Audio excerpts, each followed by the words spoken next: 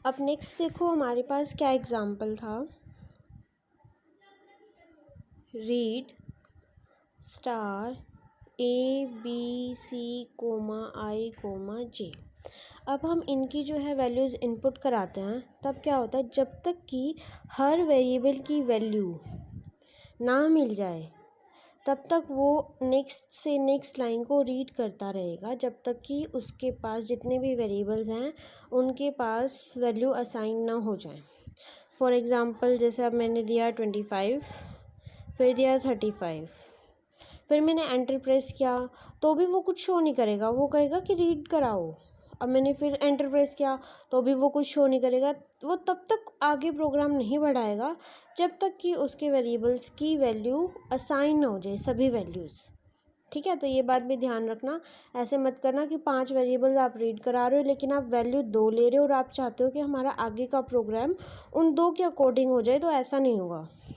क्योंकि वो जितने वेरिएबल्स हैं जब तक कि उनकी वैल्यू उसे मिल ना जाए तब तक वो नेक्स्ट से नेक्स्ट लाइन रीड करता ही रहेगा जब तक उसे वैल्यू ना मिल जाए।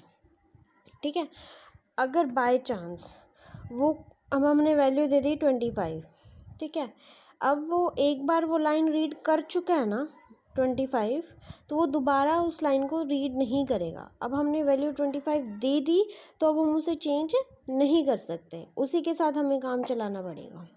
ठीक है, इसका मतलब ये हुआ कि एक लाइन अगर रीड स्टेटमेंट रीड कर लेता है तो वो दोबारा से उसी लाइन को रीड नहीं करता। इसका मतलब ये है कि अगर हम एक वैल्यू एक बार दे देते हैं तो उसे हम दोबारा चेंज नहीं कर सकते।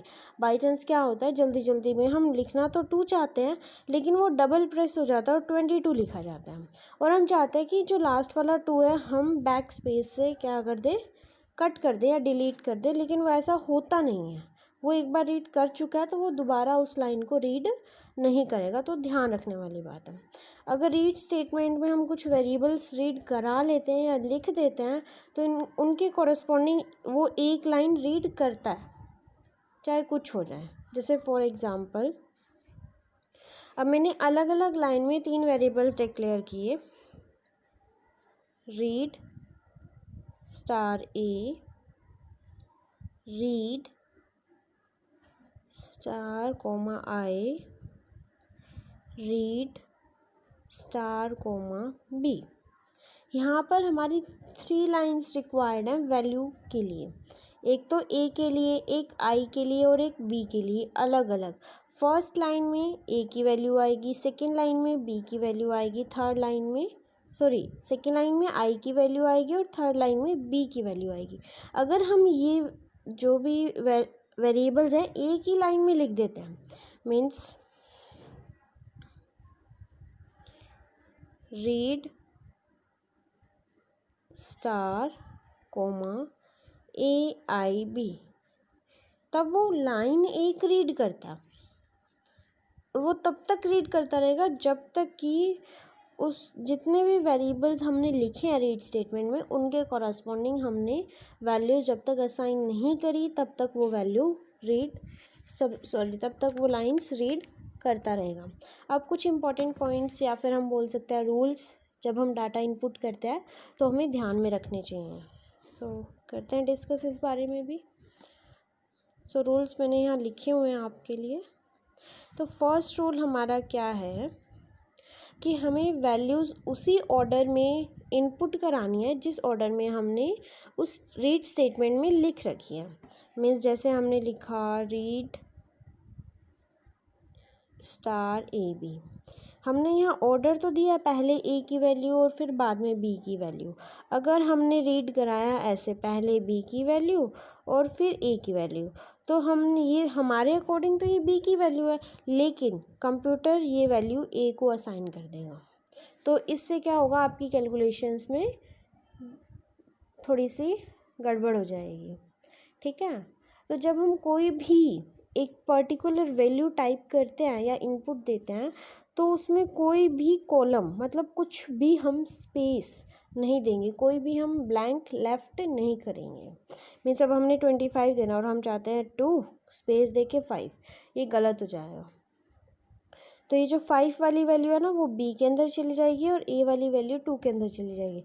तो कोई भी एक पर्टिकुलर वैल्यू लिखते टाइम हमें बीच में स्पेस नहीं देना है, कोई लेफ्ट ब्लैंक नहीं छोड़ना है। जैसे फॉर एग्ज़ाम्पल हम एक एग्ज़ाम्पल ले लेते हैं, जिससे मैं लिखना चाहती हूँ 0.859535। ठीक है, इसके कॉरस्पॉन्डिंग कॉलम कितने हैं? First column, second column, third, 4, 5, 6, 7। एक लाइन में कितने कॉलम मिलते हैं हमें? 80 कॉलम्स मिलते हैं। ठीक है, और हमने ऐसे लिखा 0.85, ये पॉइंट है, थोड़ा ध्यान दे लेना। ठीक है, बोल भी रही हूँ मैं। और ये कॉलम हमने छोड़ दिया 935, 5 आ गया हमारे 8th कॉलम में, तो ये गलत हो जाएगा। ये पहले वेरिएबल को वैल्यू असाइन हो जाएगी और ये दूसरे वेरिएबल को असाइन हो जाएगी। ठीक है, तो ये ऐसी छोटी छोटी मिस्टेक मत करना। और जो भी हम न्यूमेरिकल वैल्यूज़ अगर हम इनपुट देते हैं तो उनकी रेंज का हमें ध्यान रखना है कि रियल और इंटीजर वैल्यू अगर हम इनपुट कराते हैं तो उनकी रेंज से बाहर हम कोई भी वैल्यू इनपुट ना कराएं, अदरवाइज़ वो एरर शो कर देना उसने। ठीक है, और जब हम एक्सपोनेंट लिखते हैं ना, जैसे हमने फ्रैक्शनल पार्ट लिखा जैसे 0.28, फिर हम एक्सपोनेंट लिखते हैं, तो उसके बाद हमें खाली स्पेस नहीं छोड़ना है। मतलब ऐसा नहीं कि हम कुछ नहीं लिखेंगे, कम से कम एक नंबर तो हमें लिखना ही है। चाहे वो आप 0 लिखो, चाहे 1 लिखो, चाहे 2 लिखो, कुछ भी लिखो, लेकिन लिखना ज़रूर है। अगर आप नहीं लिखोगे तो वो इलीगल हो जाएगी, लीगल नहीं रहेगी। तो इसलिए प्लीज़ एरर, ऐसी छोटी छोटी मिस्टेक करोगे ना तो ऐसे एरर आएंगे कि ढूंढ भी नहीं पाओगे।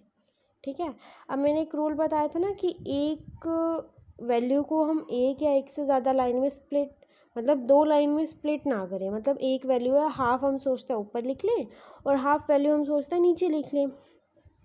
अभी जो मैंने एग्जांपल दिया था ना 0.85935 का, वही ले लेते हैं।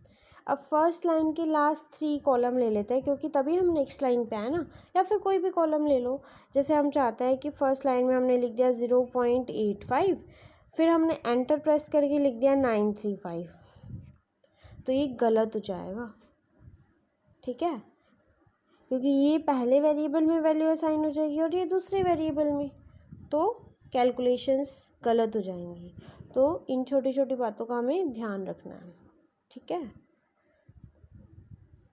और एक रूल और है, अगर हमें किसी वेरिएबल की कोई वैल्यू नहीं देनी है, जैसे मैंने रीड कराना है ABC, और मैंने A की वैल्यू 5 दी, फिर कॉमा, फिर स्पेस दे दिया, फिर कॉमा, और C की वैल्यू 7 दे दी। ठीक है, मतलब मैंने B की वैल्यू कुछ नहीं दी। अगर B की वैल्यू ऑलरेडी ओल्ड वैल्यू है उस वेरिएबल की, तो वो चेंज नहीं होगी। ठीक है, वही रहेगी। अगर मैंने यहाँ पे B की वैल्यू कुछ नहीं दी, तो जो ओल्ड वैल्यू है उस वेरिएबल की मेमोरी के अंदर वही स्टोर रहेगी। ठीक है, वो चेंज नहीं होगी। और इसका मतलब ये भी नहीं है कि अगर मैंने यहाँ कुछ नहीं लिखा तो उस वेरिएबल को 0 असाइन हो जाएगा, क्योंकि 0 भी तो एक खुद एक वैल्यू है, तो ऐसे कुछ असाइन नहीं होता। ठीक है, एक नेक्स्ट रूल है और वो सबसे ज़्यादा इम्पोर्टेंट रूल है। वो क्या रूल है?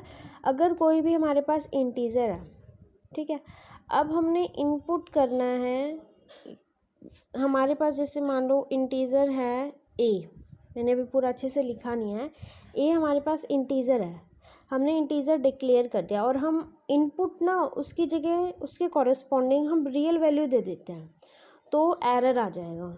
अगर हम इंटीजर हमने डिक्लेयर कर रखा है किसी वेरिएबल को, लेकिन हम उसके कॉरेस्पॉन्डिंग कोई वैल्यू रियल देते हैं, तो वो एरर आ जाएगा।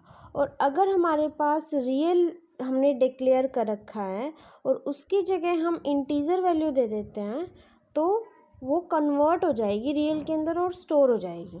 मीन्स जैसे हमारे पास इंटीजर तो a है, ठीक है, हमने डिक्लेयर कर दिया और हम इसको इनपुट देते हैं 2.5, तो वो क्या हो जाएगा? एरर मैसेज शो करेगा।